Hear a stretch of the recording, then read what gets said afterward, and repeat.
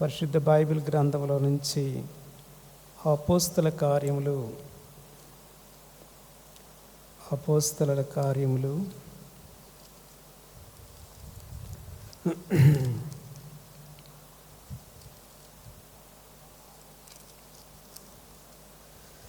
14వ అధ్యాయం.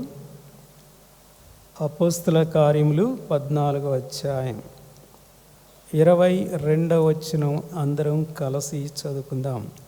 అపోస్తల కార్యములు 14వ అధ్యాయం 22వ వచనం అందరం కలిసి చదువుకుందాం.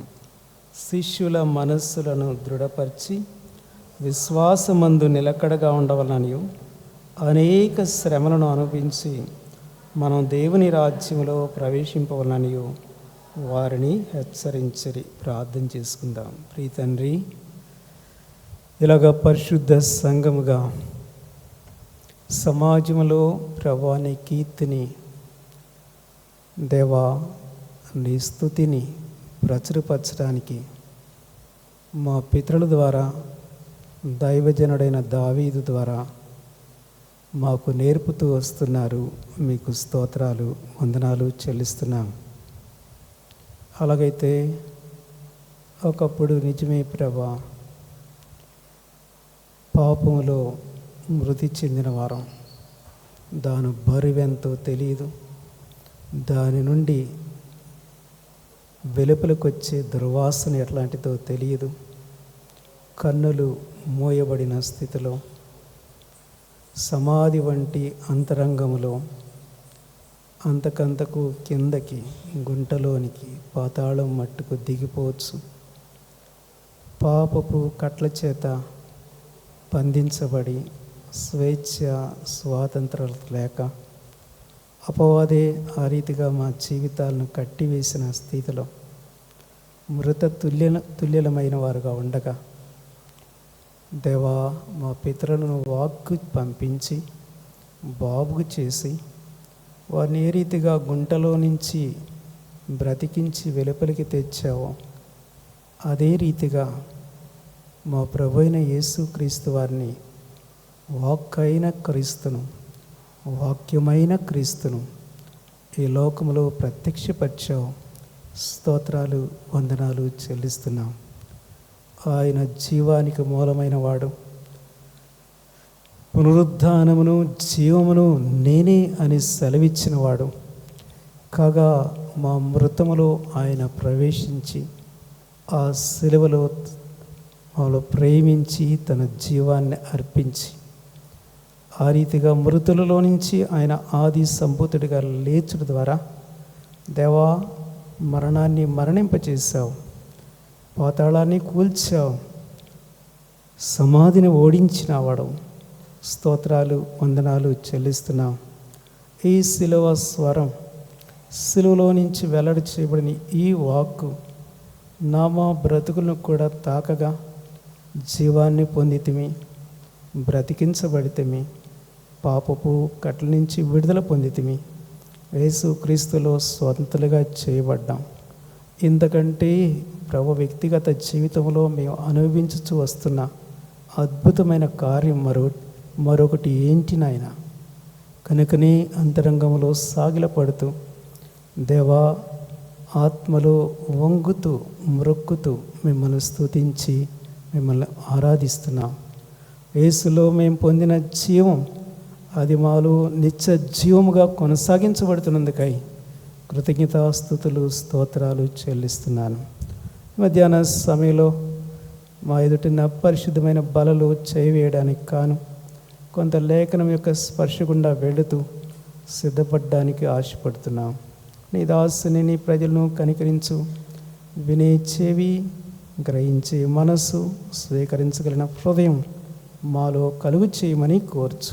ఆలోచనలు, తలంపులు అటు ఇటు వెళ్లకుండా నీ అందే, నీ వాక్యమందే లగ్నపరచడానికి సహాయం చేయమని యేసు క్రీస్తు ప్రభువారి శ్రేష్టమైన నామములో నీ దాసుని కూడా కనికరించమని స్తుతులు చెల్లించి వేడుచున్నాను తండ్రి. ఆమేన్.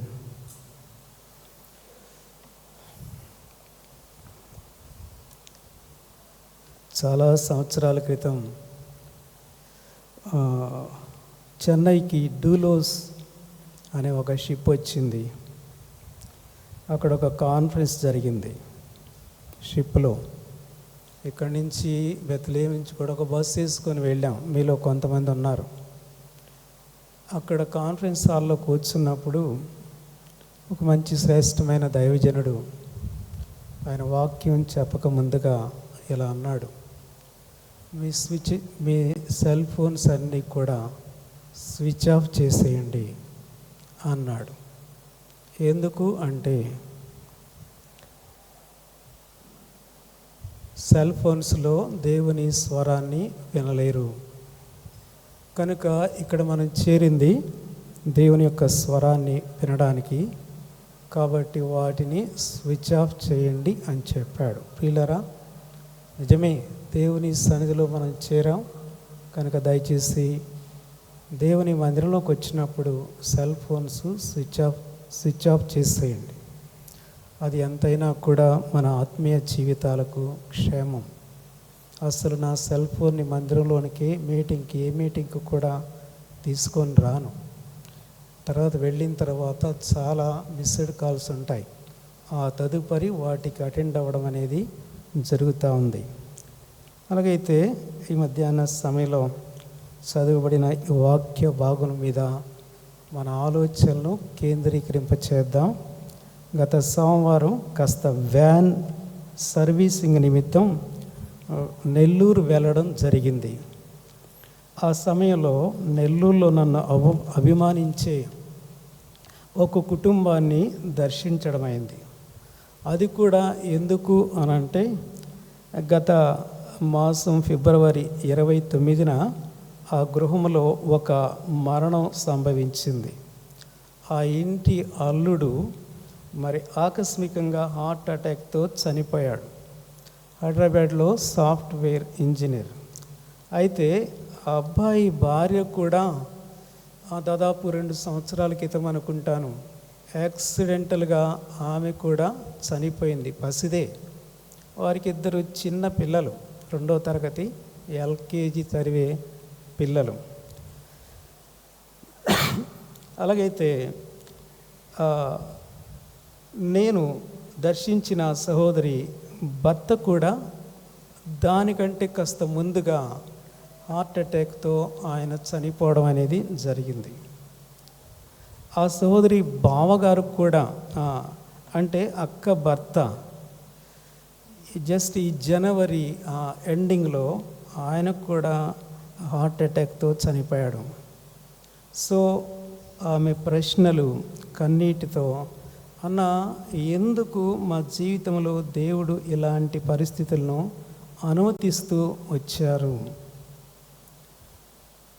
అని అట్లాగా మౌనంగా ఉంది.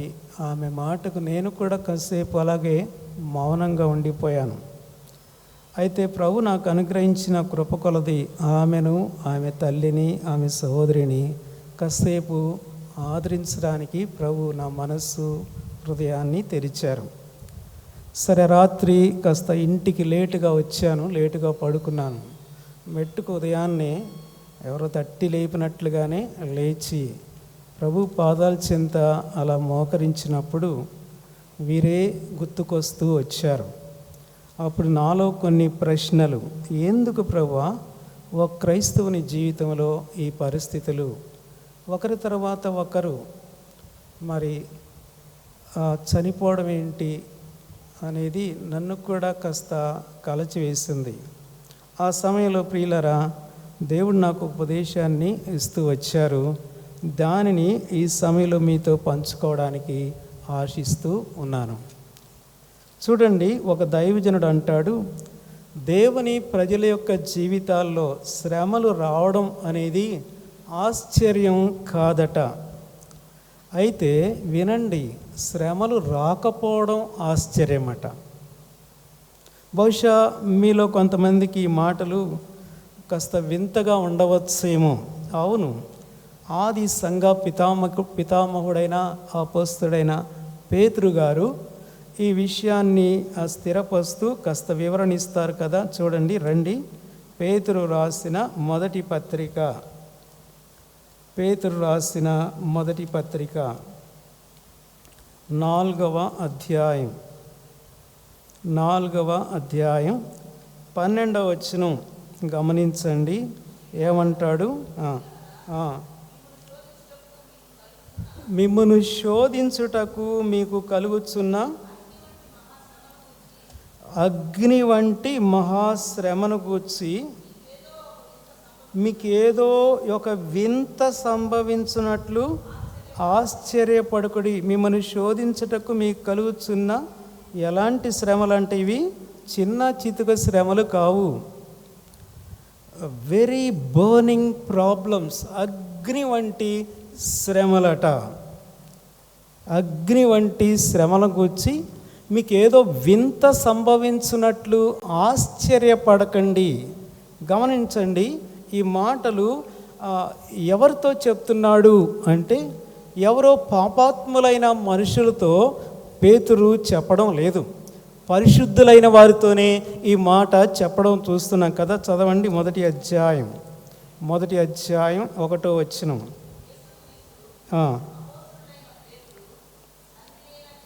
భవిష్యత్ జ్ఞానమును బట్టి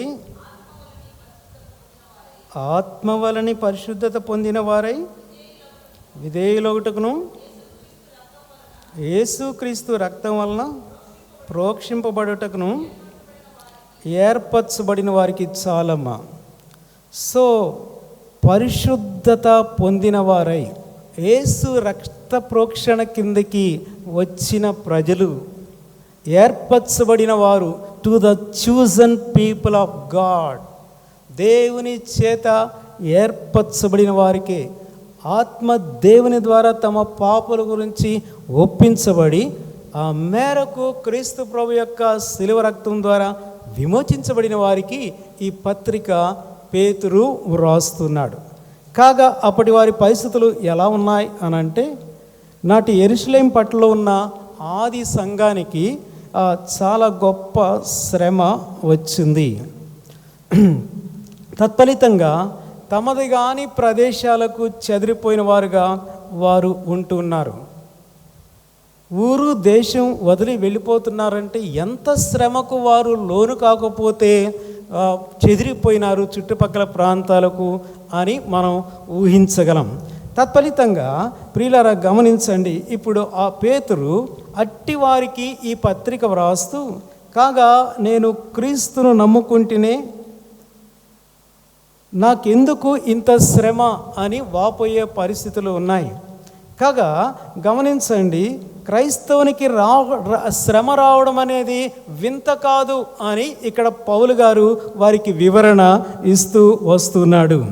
కాబట్టి మీరు ఆశ్చర్యపడకండి అని అంటాడు కదా. 4వ అధ్యాయం 12వ వచనం గమనించండి. 4వ అధ్యాయం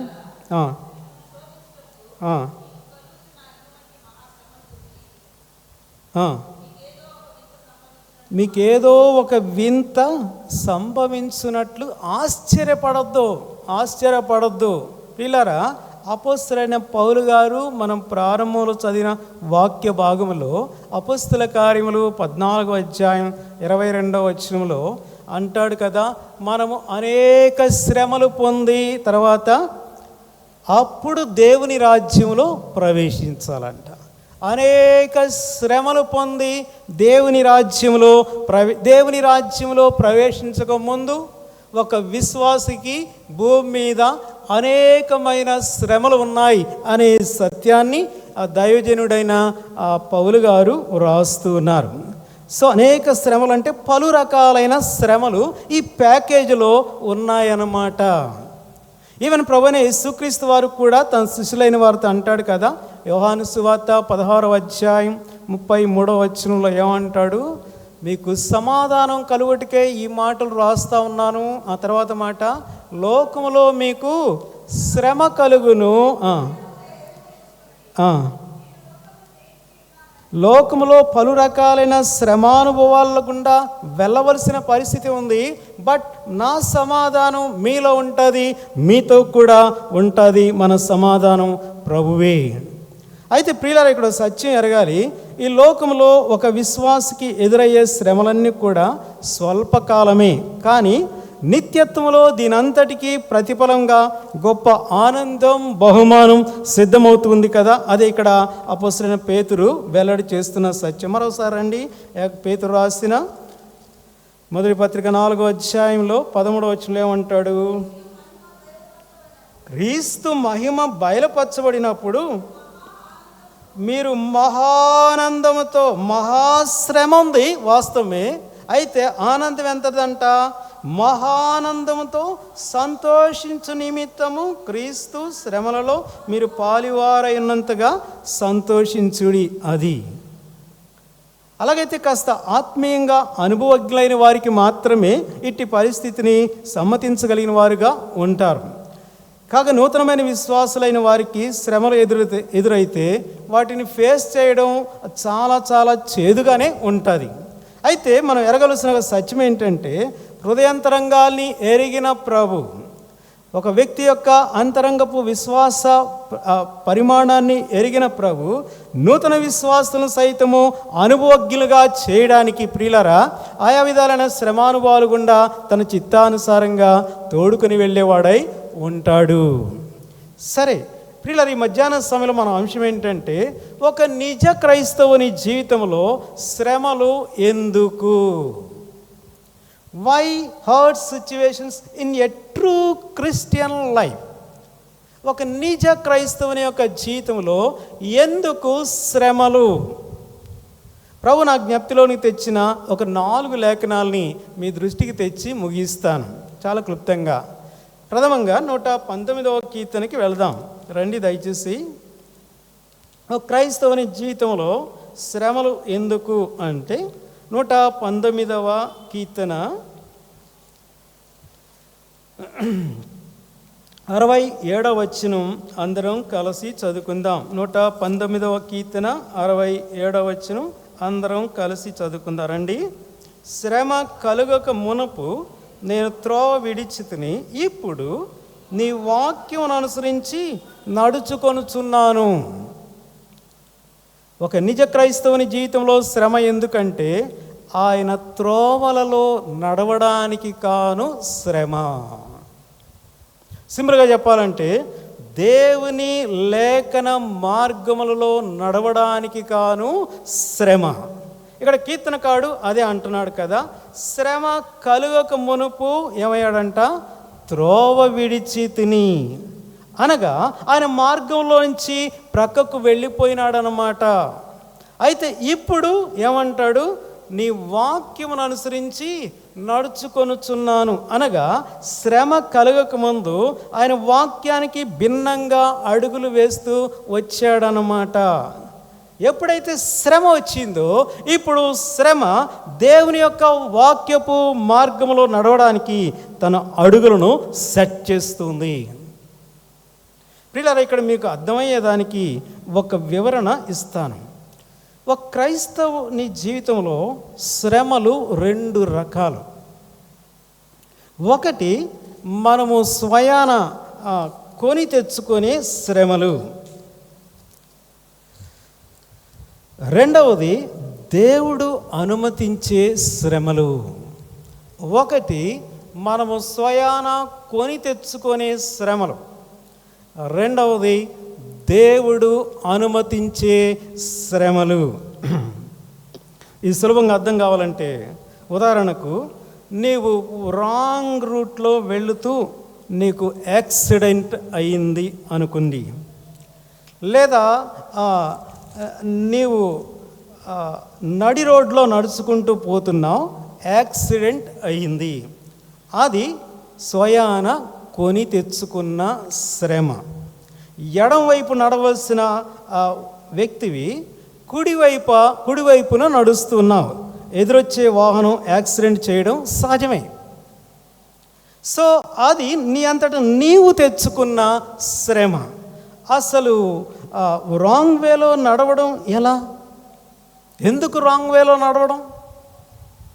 మురికించి మదించి అహంభావంతో నడుస్తాడనమాట. పైపెచ్చు అలాంటి వాళ్ళు ఏమంటారంటే, దేవుడు నన్ను తప్పించవచ్చు కదా,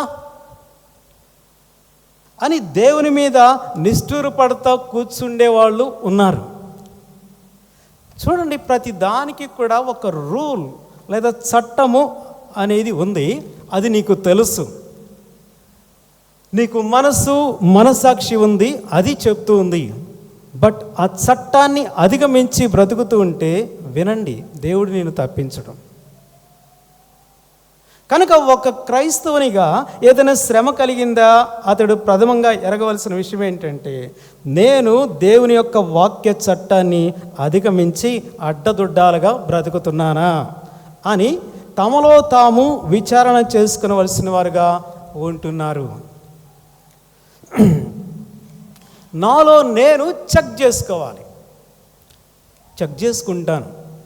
ఎంతగా చెక్ చేసుకుంటానంటే, కొన్నిసార్లు అలా నడుస్తున్నప్పుడు ఏదైనా బలంగా రాయి తగిలిందనుకోండి బొట్నేలకి, వై లార్డ్, నాలో ఏదైనా తప్పు ఉందా, నాలో ఏదైనా అపరాధం ఉందా, ఎందుకు ఇంత బలంగా ఈ బొట్నేలు దీనికెళ్ళి గుద్దుకుంది?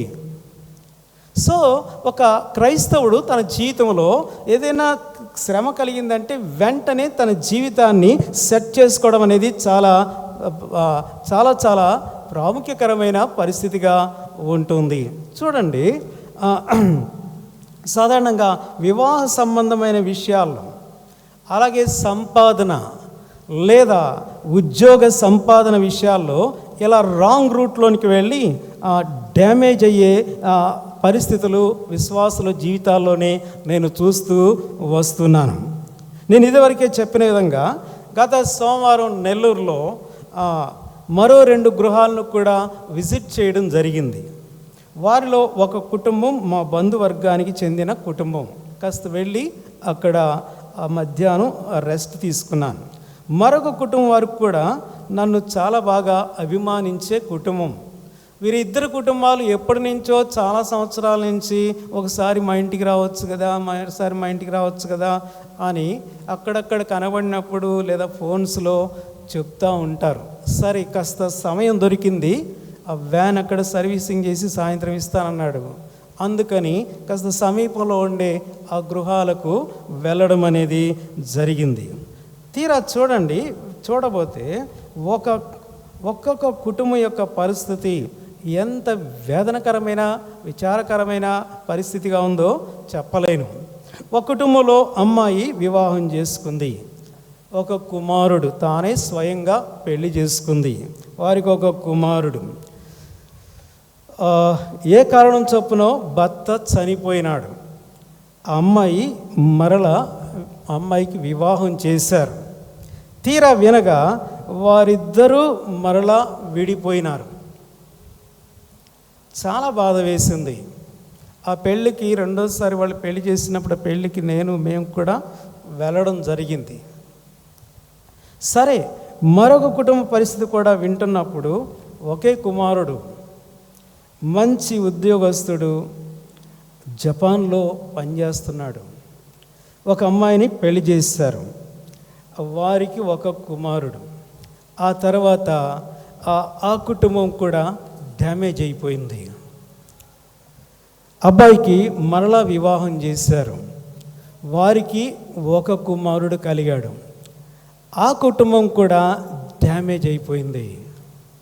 ఇక విడాకుల కొరకు ప్రస్తుతం అప్లై చేసుకుంటా ఉన్నారు కోర్టులో. అది వ్యాజ్యం జరుగుతూ ఉంది. విన్నప్పుడు చాలా చాలా వేదన అనిపించింది. వాస్తవిక నన్ను చాలా ప్రేమించే వ్యక్తులు కుటుంబస్తులే. ప్రియులారా, ఆ కుటుంబస్తులకు కూడా ఆ తల్లిదండ్రులు ఎంత వేదనకరమైన దుఃఖకరమైన పరిస్థితిలో ఉన్నారో అర్థమైంది. ఎందుకు చెప్తున్నాను అని అంటే, రాంగ్ రూట్లో వెళితే ఒక క్రైస్తవుడు ఎదుర్కొనే డ్యామేజెస్ ఎలాగా ఉంటున్నాయో మీకు ఇక్కడ వెల్లడి చేస్తూ ఉంటున్నాను. కనుక ఇలాంటివన్నీ స్వయాన కొని తెచ్చుకున్న శ్రమలు అన్నమాట. అయితే ఇక్కడ మరొక సత్యం చెప్తాను వినండి. ఒకవేళ నేను రైట్ వేలోనే వెళుతూ ఉండవచ్చు, అయినా కూడా ఏదో యాక్సిడెంట్ అయింది అనుకోండి. ఎస్, అది నా జీవితంలో దేవుడే స్వయాన అనుమతించిన శ్రమ అన్నమాట. అయితే ఇలా ఎందుకు? అవును, నేను రైట్ వేలో నేను నడుచుకుంటున్నాను కదా అని నేనైతే అనుకోవచ్చు, కానీ అది దేవుని దృష్టి కదా. దేవుని దృష్టికి ఒకవేళ నా నడవడి, నా అడుగులు సరిగా లేవు, బహుశా స్లిప్ అయ్యేవిగా ఉంటున్నాయి. అందుకని సామెతల గ్రంథంలో ఒక మాట జ్ఞాని అయిన సొలొమోను రాస్తాడు కదా, మనకు అందరికీ తెలిసిన మాటే. 14వ అధ్యాయం, సామెతల గ్రంథం 14వ అధ్యాయం 12వ వచనం ఏమంటాడు? ఒకని ఎదుట సరైనదిగా కనబడు మార్గం కలదు, అయితే ప్రస్తుతం కాస్త బాగానే ఉంటుంది, ప్రస్తుతం కొనసాగింపు కొంతవరకు బాగానే ఉంటుంది, బట్ ఫైనల్గా తుదకు ఏంటంటది చాలా దుఃఖకరమైన అనుభవంలోనికి తీసుకుని వెళ్ళి నిలవబెట్టేదిగా ఉంటూ ఉంది. కనుక నా ఎదుట నాకు ఆ మార్గం చాలా చక్కగానే కనబడవచ్చు, కొంతకాలం మూమెంట్స్ చాలాగానే బాగానే ఉండవచ్చు, బట్ ఫైనల్గా తుదకు ఆ మాట గమనించండి. అనగా మన దృష్టికి మనం వేసే అడుగులు సరైనగా కనబడవచ్చు, కానీ దేవుని దృష్టికి అది సరైంది కాదు. తత్ఫలితంగా మనల్ని ప్రేమించున్న దేవుడు ఏం చేస్తాడో చెప్పమంటారా? మన మేలు నిమిత్తమై కొంత శ్రమలోనికి మనల్ని తోడుకొని వెళ్ళడం అనేది జరుగుతూ ఉంది. అది ఇక్కడ కీర్తనకారుడు ఇదే సత్యం మనకు వెల్లడి చేస్తున్నాడు. మరోసారి 119వ కీర్తనకి రండి, 119వ కీర్తనకి రండి. 67వ వచనంలో ఏమంటున్నాడు? శ్రమ కలుగుకు మునుపు నేను త్రోవ విడిచితిని. ఇక్కడ ఈ మాటలు ఈ కీర్తనకారుని యొక్క వ్యక్తిగత అనుభవంలో నుంచి వ్రాస్తూ ఉన్నాడు. ఈ 119వ కీర్తనలో దేవుని యొక్క వాక్యాన్ని గురించి ఎన్నో సంగతులు బహు విస్తారంగా విశదీకరించి కీర్తనకారుడు వ్రాస్తూ వస్తున్నాడు. బట్ ఇక్కడికి వచ్చేటప్పటికి పాయింట్లో నేను అంటాడు. తన వ్యక్తిగత జీవిత అనుభవంలో నుంచి ఈ మాటలు పలుకుతున్న వానిగా మనం చూస్తూ వస్తున్నాం. ఏమంటాడు 67వ కీర్తనలో? శ్రమ కలుగక మునుపు నేను త్రోవ విడిచి నడిచి. బహుశా ఈ కీర్తనకారుడు దావీదే ఈ 119వ కీర్తన రాశాడు అని కొంతమంది అంటారు. అయితే దావీదు రాసి ఉండకపోవచ్చు, బహుశా పండితుడైన వాక్య పండితుడైన ఎజ్రా రాసి ఉండవచ్చు అని ఈ 119వ కీర్తన ఎజ్రాకు కూడా కొంతమంది కట్టిపెట్టేవారుగా ఉంటున్నారు. చెప్పాలంటే వీరిద్దరూ శ్రేష్టమైన వాక్య పరిజ్ఞానం కలిగిన వారే అయినా కూడా బహుశా ఎక్కడో దేవుని యొక్క వాక్యపు త్రోవలో నుంచి అటు స్లిప్ అయ్యారన్నమాట, ప్రక్కకు వెళ్ళినారన్నమాట. సో దట్ శ్రమ, అది ఎలాంటి శ్రమలో అనుభవించారో మనకైతే తెలియదు. కానీ ఎందుకు త్రోవ తప్పడం అని అంటే, ఎందుకు త్రోవ తప్పారు అని కానీ ప్రశ్నించుకుంటే బహుశా తొందరపడి నడవడం అని అనుకోవాల్సిందే కదా. జైతే చూడండి, తిరిగి సామెతల గ్రంథానికి వెళదాం. 19వ అధ్యాయం 2వ వచనం. సామెతల గ్రంథం 19వ అధ్యాయం 2వ వచనం.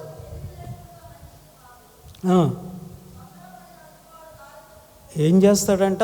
ఎవరంట? తొందరపడి నడుచువాడు ఏమైపోతాడంట?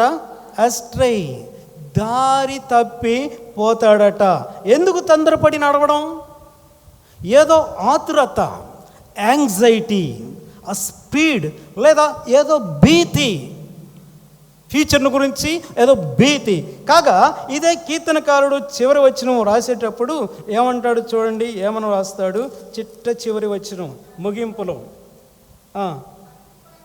తప్పిపోయిన గొర్రెవలే నేను త్రోవ విడిచి తిరిగి తిని.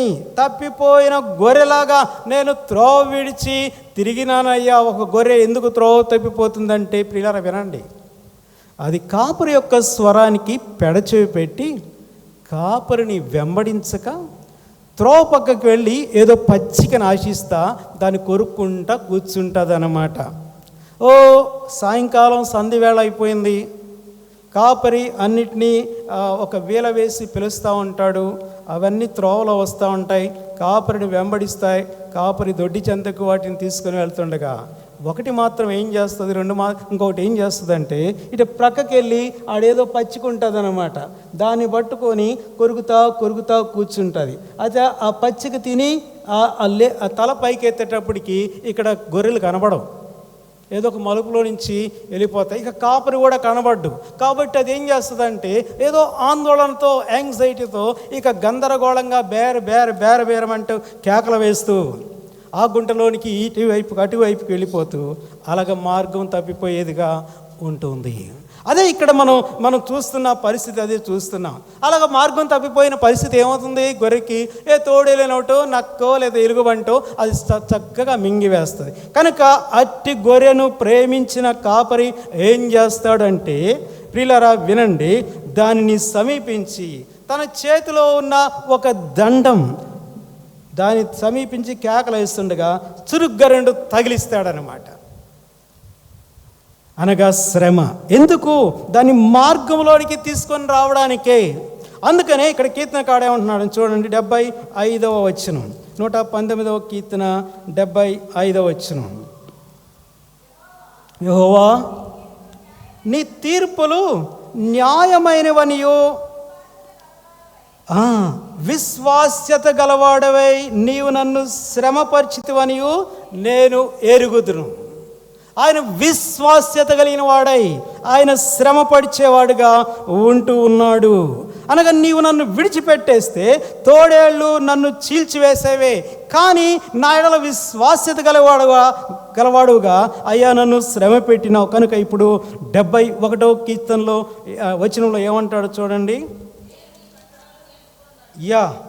ఇప్పుడు ఏమంటాడు అక్కడ, నేను నీ కట్టడలను నేర్చుకున్నట్లు శ్రమనంది ఉంటే నాకేమైందంట, మేలైంది. కనుక దేవుడు తన విశ్వాసతను బట్టి త్రూ హిస్ లవింగ్ కైండ్నెస్ లేదా హిస్ ఫెయిత్ఫుల్నెస్ శ్రమ పెట్టిన బట్టి శ్రమ మేలుకు కారణమయ్యేదిగా ఉంటుంది.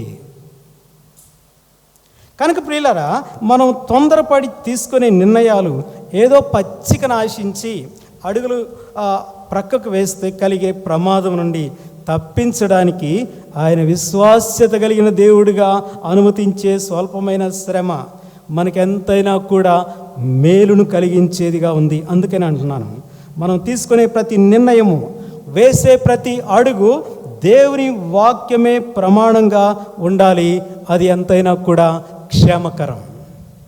కనుక నిజ క్రైస్తవుని జీవితంలో ఎందుకు శ్రమ అంటే ఆయన త్రోవలలో నడవడానికి గాను శ్రమ. ఇది మొదటి తలంపు. రెండవదిగా చూస్తాం, నిజ క్రైస్తవుని జీవితంలో ఎందుకు శ్రమ అంటే రండి మలాకి గ్రంథం 3వ అధ్యాయం. మలాకి గ్రంథం 3వ అధ్యాయం.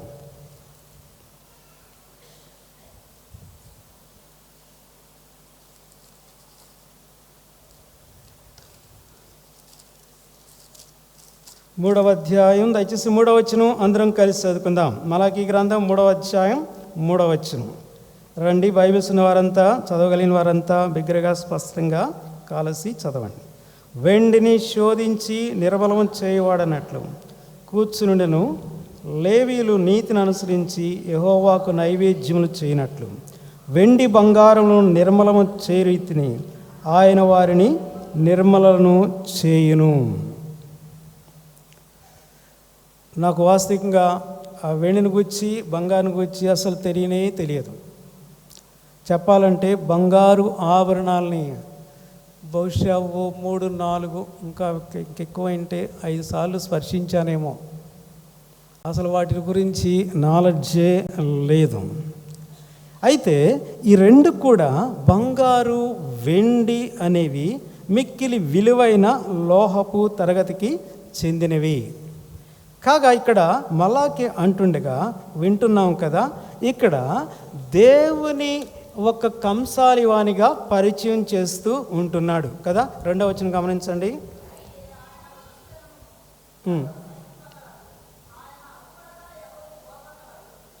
ఆయన ఎవరంట? కంసాలి అగ్ని వంటివాడు.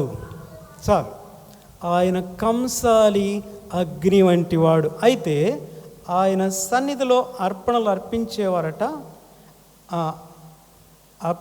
అర్పణలు అర్పించే వారిని ఆయన కొలిమిలోనికి తీసుకుని వెళతాడట. ఎవరైతే ఆయన ఆరాధించే ఆరాధికులుగా ఉన్నారో, కింద వచనం చూస్తే లేవీలైన వారు, ఆరాధికులైన వారు, అలాంటి ఆరాధికులైన వారిని ఆయన కొలిమిలోనికి తీసుకొని వెళ్తాంటే ఏ రీతిగా అంటే వెండి బంగారు ఆభరణాల్ని ఒక కంసాలి వాడు కొలిమిలోనికి తీసుకొని ఎలా వెళ్తాడో ఆ రీతిగా. అయితే ఇక్కడ ప్రశ్న, ఒక కంసాలి వాడు బంగారాన్నైనా వెండినైనా ఎందుకు కొలిమిలోనికి తీసుకుని వెళతాడు? ఏమండి చెప్పండి. జవాబు ఇక్కడే ఉంది కదా, 3వ వచనం రండి. ఎస్, వెండిని శోధించి నిర్మలము చేయువాడైనట్లు. చదవండి.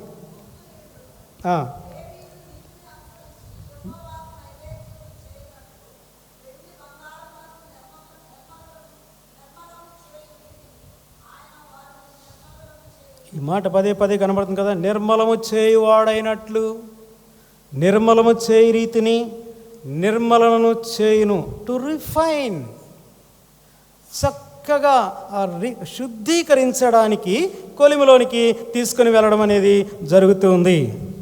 పిల్లలు, ఇక్కడ కొలిమి లేదా అగ్ని అనేది మనకు శ్రమను జ్ఞాపకం చేస్తూ ఉంది. కనుక దేవుడు తన ప్రజలైన వారిని ఎందుకు ఆయా రకాలైన శ్రమానుభవంలోనికి ఆయన తీసుకుని వెళతాడంటే శుద్ధీకరించడానికి. అలాగైతే వినండి, ఒక కంసాలి వాడు వెండి బంగారాలను కొలిమిలోనికి తీసుకుని వెళ్ళి వాటిని కాల్చి బూడిద చేయడానికి కాదు సుమా. అలాగూ వాటిని కొలిమిలో వదిలేసి కాల్చి బూడిద చేస్తే వానికి ఎంతో లాస్, ఏం ప్రయోజనం వాడికి? కానీ అలా వెండి బంగారం కొలుములో తీసుకుని వెళ్ళినప్పుడు ప్రథమంగా వాటిలోని మస్ట్ పోతుంది.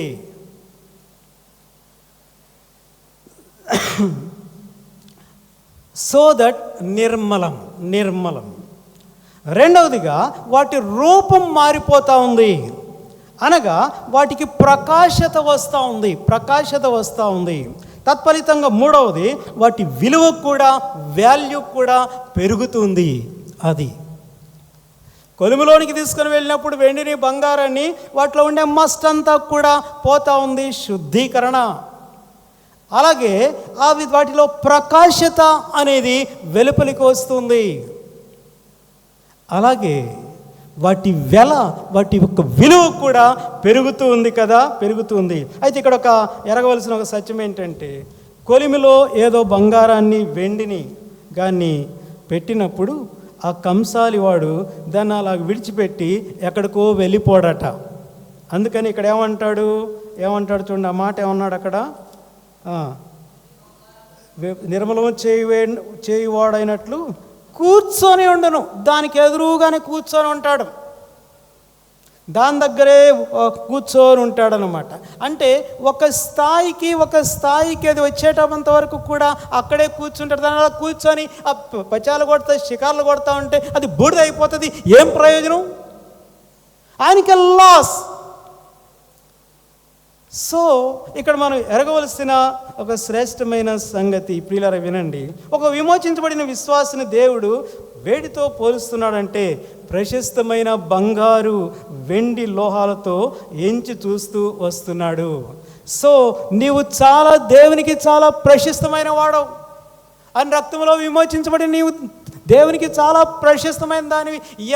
ఎంత ప్రశస్తమైందంటే నిన్ను బంగారులాగా వెండిలాగా నన్ను ఆయన చేయించున్నాడు. వెండి బంగారం కంటే అమూల్యమైన రక్తాన్ని ఇచ్చి ఆయన మనల్ని విమోచించాడట. అంటే అంతకంటే విలువైన ప్రజలంగా దేవుడు నన్ను చూస్తూ వస్తున్నాడు. సో ప్రియులారా, ఇక్కడ ప్రథమంగా ఎరగవలసిన సత్యం ఏంటంటే, we are so precious to Christ. దేవునికి మనం చాలా ప్రశస్తమైన వారంగా ఉన్నాం. అయితే ఎందుకు శ్రమ, ఎందుకు కొలిమి, ఇంకా మనలో మిళితమైన మస్ట్, తగరం, ఇవి శుద్ధీకరించబడాలి. ఇంకా మనలో ఉన్న హిడెన్ సిన్స్, దాగి ఉన్న చేరిపోయిన ఆయా విధమైన పాపాలు, ఇవి దహించబడాలి. ఒక క్రైస్తవుని జీవితంలో చేరిపోయిన చెత్త, చెదారం, వేస్ట్ థింగ్స్, వ్యర్థ పదార్థాలు, ఇవన్నీ కూడా మనలో నుంచి తొలగిపోవాలి. ఇంకా ఎక్కడెక్కడ బంగారానికి చెందని అన్య సంబంధమైన కార్యాలు, వ్యవహారాలు ఇవన్నీ కూడా శుద్ధీకరించబడాలి. కనుక వాటన్నిటిని తొలగించడానికి అవి కొలిమిలోనికి ఆయన తీసుకుని వెళ్ళేవాడుగా ఉంటున్నాడు. కనుక ఒక క్రైస్తవుడు దైవిక స్వచ్ఛతలో ప్రకాశించడానికి కాను దేవుడు ఒక క్రైస్తవుని శ్రమ అనే కొలిమిలోని విడిచిపెట్టేవాడుగా ఉంటూ ఉన్నాడు. ఓ క్రైస్తవుని శ్రమ అనే కొలిమిలోనికి వెళుతున్నప్పుడు మనము అతడు వ్యక్తి విలువైన ఆభరణంగా అతడు ప్రకాశించాలనేది ఆయన యొక్క ఉద్దేశం కదా. దీనికి అనుగుణంగా సామెతల గ్రంథంలో ఒక మాట చూద్దాం రండి. సామెతల గ్రంథం దయచేసి 25వ అధ్యాయం. సామెతల గ్రంథం 25వ అధ్యాయం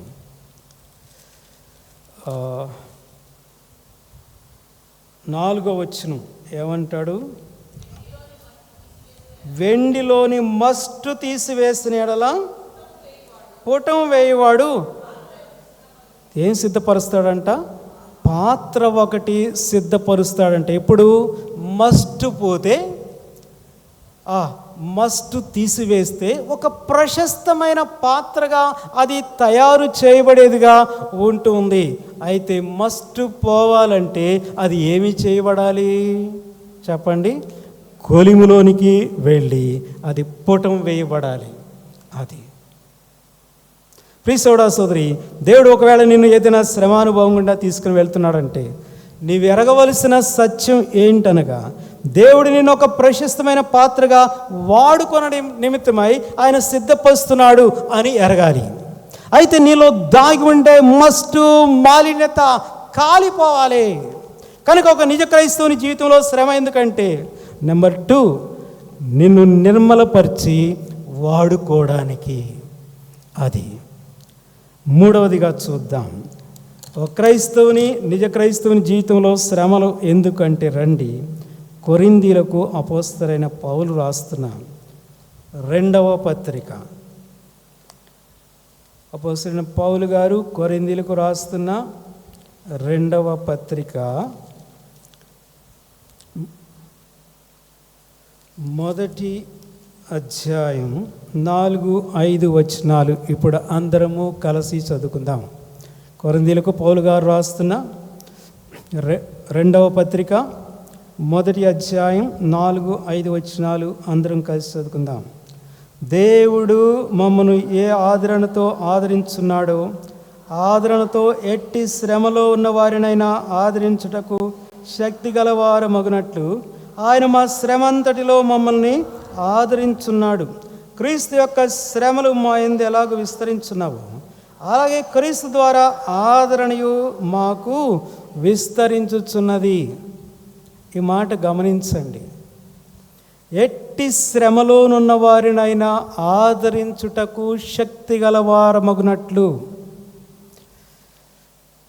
ఈ భాగానికి ఒక పేరు పెట్టుకున్నట్లయితే, మన జీవితంలో శ్రమ ఎందుకు అనంటే మనలను అనుభవజ్ఞులుగా చేయుటకు. ఎందుకు? ఎలాంటి శ్రమానుభవంలోనున్న వారినైనా ఆదరించుటకు.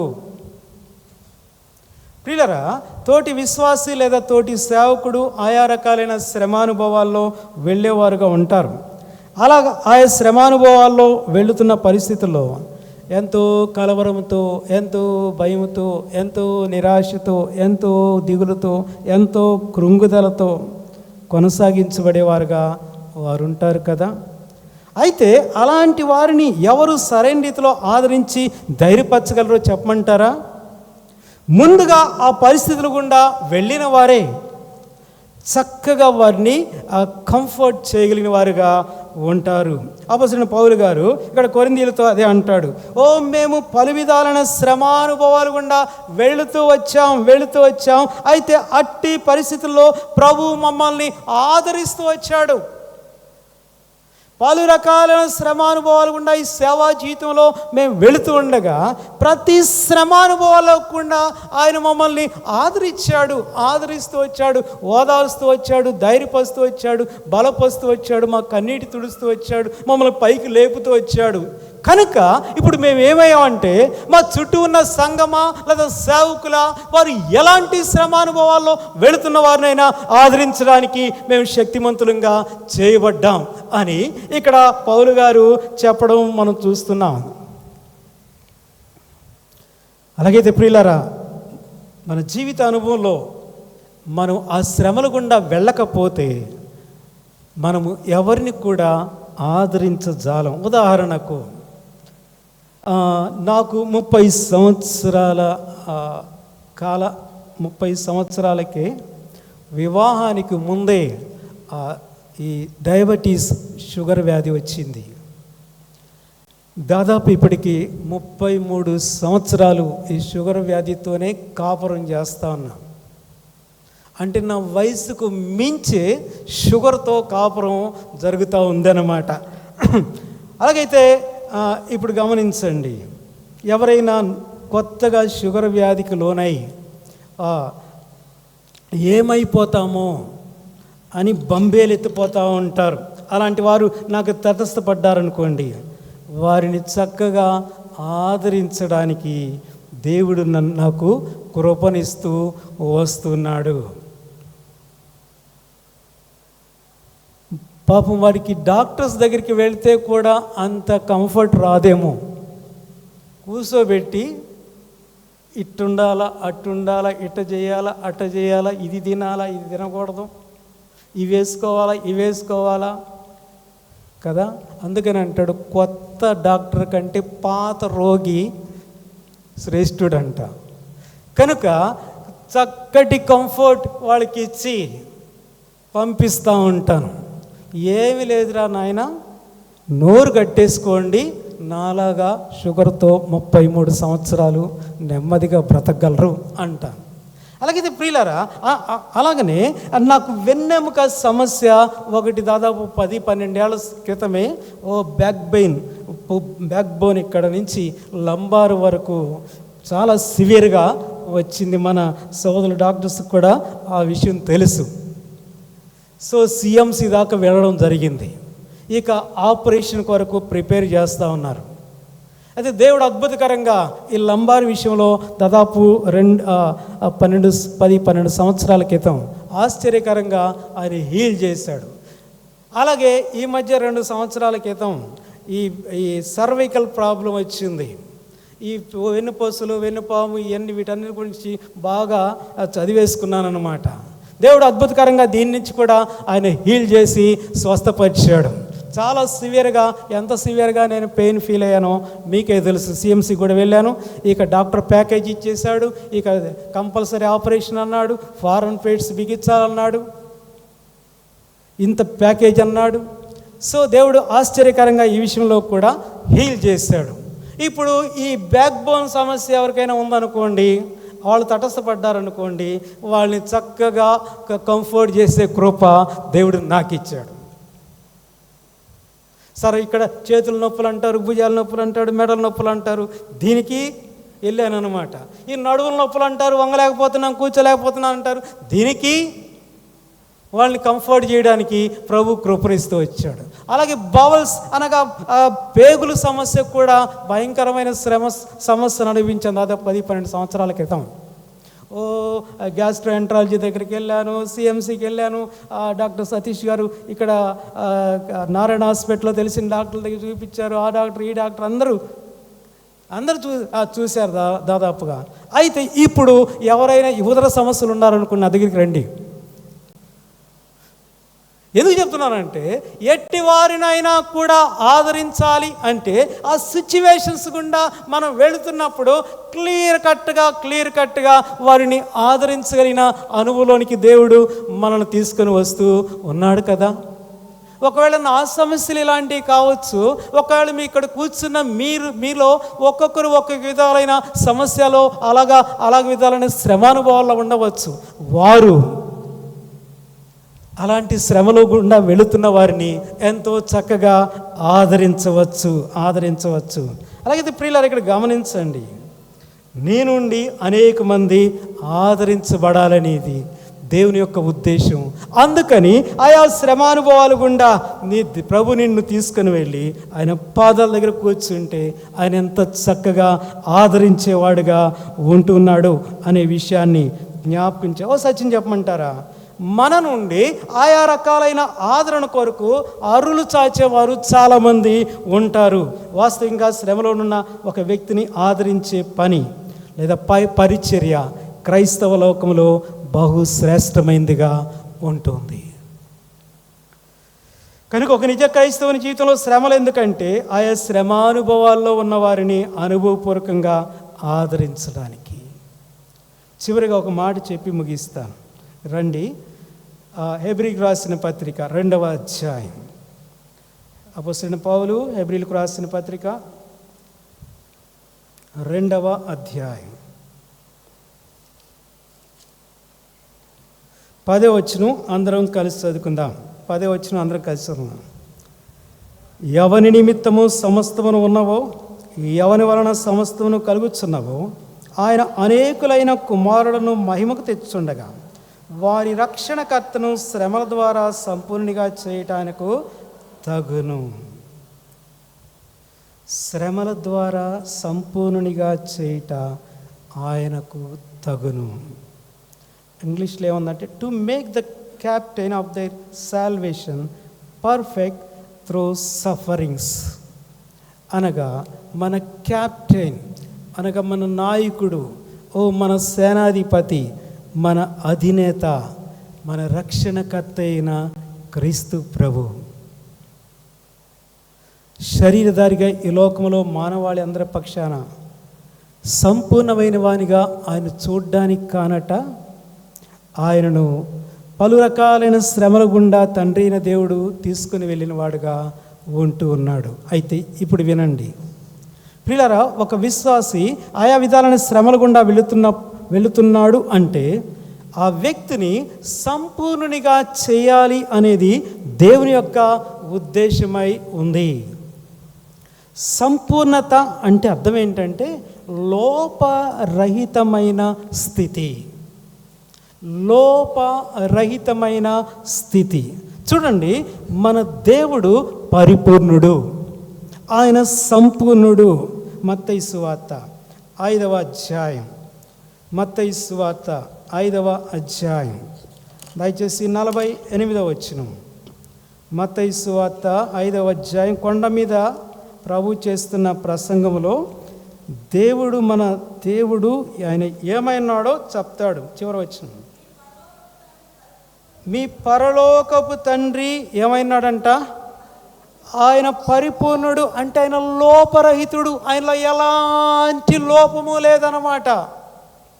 ఆయన టోటల్లీ పర్ఫెక్ట్, సంపూర్ణుడు, ఆయన సంపూర్ణుడు అని ఇక్కడ చెప్తున్నాడు. మీ పరలోకపు తండ్రి అనగా ఆయన మన తండ్రి గనుక, గమనించండి అక్కడ ఏమంటాడు, గనుక మీరును పరిపూర్ణులుగా ఉండెదరు. ఆయన మనకు తండ్రి అయినప్పుడు మనం ఆయనకి ఏమైనాం చెప్పండి, ఏమవుతాం చెప్పండి, పిల్లలం, కుమారులము, కుమార్తెలం. కనుక మన తండ్రి పరిపూర్ణుడు అనగా ఆయన లోపరహితుడు. కనుక ఆయన పిల్లలమైన మనము కూడా లోపరహితులుగా ఉండాలనేది ఆయన యొక్క అభిలాష కదా. ఒక తండ్రి మంచి సుగుణవంతుడు అనుకోండి, తన కుమారుడు అడ్డదుడ్డాలుగా బ్రతుకుతుంటే, తన కుమారుడు వక్రంగా బ్రతుకుతూ ఉంటే, వాడు పనికి మాలినాడు అవుతూ ఉంటే ఏ తండ్రికి సంతోషం? కనుక ఒక శ్రేష్టమైన తండ్రి తన కుమారుడైన పిల్లలైన తన యొక్క సంపూర్ణతలోనికి కనీసం రావాలనేది ఆ తండ్రి యొక్క కోరిక, అభిలాష. అలాగైతే ప్రియులారా, అందుకని ఇక్కడ అంటాడు ఆయన పరిపూర్ణుడు కనుక మీరును పరిపూర్ణులుగా ఉండెదరు. కనుక ఒక క్రైస్తవుడు ఆ శ్రమానుభవాలు కొనసాగుతున్నాడంటే దేవుని పరిపూర్ణతలోనికి రావడానికి అట్టి ప్రక్రియలో ఈ శ్రమల మధ్య కొనసాగుతున్నాడు అని గ్రహించాలి. ఉదాహరణకు ఒక శిల్పకారుడు అనుకుందాం, ఒక ముడి కొయ్యను లేదా ఒక రాతిని చెక్కుతూ ఉంటాడు. అలా కొన్ని దినాలు చెక్కిన పిదప ఒక సుందరమైన రూపాన్ని దానిలో చూపించేవాడుగా ఉంటాడు కదా. చూడండి, అది ఏదైనా కూడా పర్ఫెక్షన్లోనికి వచ్చినప్పుడే దాని యొక్క సౌందర్యాన్ని అది వెల్లడి చేసేదిగా ఉంది. ఒక బిల్డింగ్ నిర్మాణం అనుకుందాం, మరి ఇంకేదైనా వస్తువు నిర్మాణం అనుకుందాం, ఏదైనా కానీ అది సంపూర్ణతలోనికి వచ్చినప్పుడు దాని యొక్క సౌందర్యాన్ని అట్టనే మనకు కనిపించేదిగా ఉంటుంది. పిల్లరా, అలాగా దేవుడు మన యొక్క జీవితంలో కూడా ఆయన స్వరూప స్వభావ సౌందర్యంలోనికి రావడానికి కారణం ఈ చెక్కబడే పరిస్థితి ఆయా శ్రమ అనుభవాల్ని సూచిస్తుంది. ఇలా చెక్కబడుతున్నప్పుడే ఒక క్రైస్తవుడు దేవుని యొక్క పరిశుద్ధతలో పరిపూర్ణుడయ్యేవాడుగా ఉంటున్నాడు. ఇలా చెక్కబడుతున్నప్పుడు దేవుని యొక్క సహనశీలతలో అనే స్వభావంలో సంపూర్ణతను సంతరించుకునేవాడుగా ఉంటున్నాడు. ఇలా చెక్కబడుతున్న పరిస్థితిలోనే ఆ శ్రమానుభవాలని దీర్ఘశాంతము అనే దేవుని యొక్క గుణశీలతలోనికి అతడు వస్తున్నాడు కదా. ఇలా చెక్కబడుతున్న పెయిన్ఫుల్ అనుభవంలోనే దేవుని క్షమాగుణం లేదా ప్రేమ అనేది అతనిలో రూపుదిద్దుకోవాలని కోరుతున్నాడు కదా. అలాగనే సత్య సంపూర్ణుడిగా ఒక వ్యక్తి చేయబడాలంటే అతడు చెక్కబడే అనుభవంలోనికే రావాలి. సో దైవిక స్వభావ స్వరూపంలో కూడా చెక్కబడుతున్న పరిస్థితులే మనం తోడుకొని వెళ్ళేదిగా ఉంది. వీటన్నిటికీ రెఫరెన్స్లు ఉన్నాయి, కానీ ఇప్పుడు సమయం లేదు కాబట్టి నేను వాటి జోలికి వెళ్ళడం లేదు, వాటిని నేను ట్రిమ్ చేసేస్తున్నాను. అయితే ఒక మాట చదువుదాం చూడండి. అపోస్తలుడైన పౌలు, పేతురు ఒక మాట అంటాడు. చదువుకొని ముగింపులోనికి వెళదాం. పేతురు రాసిన మొదటి పత్రిక మనం ఇదివరకు చదివిన 4వ అధ్యాయం చదివాం కదా. ఇప్పుడు 5వ అధ్యాయంలో ఒక మాట అంటాడు. 5వ అధ్యాయం 9-10 వచనాలందరం కలిసి చదువుతారండి. లోకమందున్న మీ సహోదరులయందు ఈ విధమైన శ్రమలై నెరవేర్చున్నవని ఎరిగి విశ్వాసమందు స్థిరులై వారిని ఎదిరించుడి. 10వ వచనం, తన నిత్య మహిమకు క్రీస్తునందు మిమ్మల్ని పిలిచిన సర్వ కృపానిధికు దేవుడు. తర్వాత మాట, ఎంతకాలం అంట కొంచెము కాలం. ఓ నిత్యత్వం వైపు చూస్తున్నప్పుడు భూమి మీద మన లైఫ్ అనే చాలా స్వల్పం. ఈ స్వల్పమైన కాలంలో ఒకవేళ చిన్న బిడ్డలంగా ఏమి ఎరగకుండా చాలా సమయం అయిపోయింది. యవనస్తులంగా ఆయా రకాలైన ఉల్లాసాల్లో అలాగే వెళ్ళిపోయాం. నడి వయసులోకి వచ్చామా, ఇక మన ముందున్న లైఫ్ స్పాన్ బహు స్వల్పమే. ఈ లైఫ్ స్పాన్లో ఏదైనా స్వల్పమే శ్రమ వచ్చిందంటే అది వెరీ లిటిల్. కనుక అంటాడు కదా, ఏమంటాడు, కొంచెము కాలము మీరు శ్రమ పడిన పిదప ఏం చేస్తాడంట, తానే మిమ్మలను పూర్ణులుగా చేసి తానే మనలను పూర్ణులుగా చేస్తాడు. సో ఇలా శ్రమానుభవాలన్నీ పిల్లరా మనల్ని అల్టిమేట్గా అనగా తుదకు ఏ రూపంలోకి తెస్తాయి చెప్పమంటారా? క్రీస్తు ప్రభు యొక్క రూపంలోనికి తీసుకొచ్చి నిలువబెట్టేవిగా ఉంటాయి. అందుకని యోహాను రాసిన మొదటి పత్రిక 3వ అధ్యాయం 2వ వచనంలో అంటాడు, ఆయన ప్రత్యక్షమైనప్పుడు మనం ఎలా ఉంటామంట చెప్పండి, ఆయనను పోలి ఉంటాం. ప్రభు ప్రత్యక్షమైనప్పుడు ఆయనను పోలి ఉంటాం. ఎక్కడి నుంచి వచ్చింది? ఆయన యొక్క స్వరూపము, ఆయన యొక్క సౌందర్యము. అంటే ఈ శ్రమానుభవాలన్నిటి గుండా ఆయన యొక్క దైవ స్వభావంలో పాలివారమై క్రీస్తును పోలిన అనుభవంలోనికి తేవడుతున్న in his glorious appearance in the image of Christ. కనుక ఒక నిజ క్రైస్తవ జీవితంలో శ్రమలు ఎందుకు చెప్పండి? ప్రథమంగా ఆయన యొక్క వాక్యపు చెప్పండి త్రోవలలో నడుచుటకు. రెండవది శ్రమలు ఎందుకంట? మనల్ని శుద్ధీకరించుటకు మస్ట్ అంతా పోవాలి. ఒక విలువైన పాత్రగా దేవుని చేతిలో వాడబడాలి. మూడవది, మనల్ని అనుభవజ్ఞులుగా చేయడానికి. ఎలాంటి శ్రమలో ఉన్నవారన్నా ఒక నిజ క్రైస్తవుడు ఆదరించే అనుభవజ్ఞుడు కావాలి. చివరిగా మనము ఆయన సంపూర్ణతలో నిలవబడాలి. ప్రార్థన చేసుకుందాం.